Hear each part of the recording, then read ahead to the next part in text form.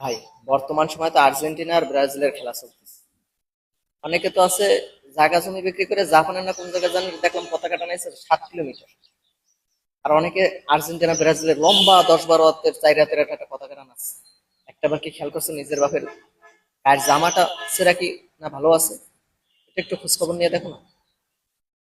যারা আমাদের মুসলমানদেরকে মারার জন্য উৎসাহিত করে আমরা তাদেরকে সাপোর্ট করি।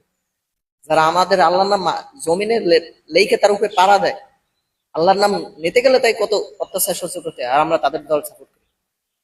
আর গর্ব করে বলো আমি আর্জেন্টিনা, আমি ব্রাজিল। তোমাদের মতো মুসলমানের কপালে।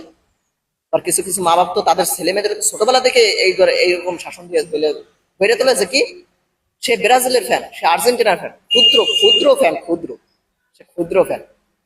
তোমাদের মতন মা বাবার কপালে। আমার কথা নয়, শুনতে খারাপ শুনে। আনিসুর রহমান আশরাফি আগে হুজুর কি বলে, ব্রাজিল, আর্জেন্টিনা, কোন মুসলমানের বাচ্চা যদি তার কাছে প্রিয় হয়, এটা আল্লাহর কসম আমি বললাম, তোর ইমানের সমস্যা, তোর ইমানের সমস্যা, তোর ইমানের সমস্যা, তোর মুসলমানিত্বের সমস্যা।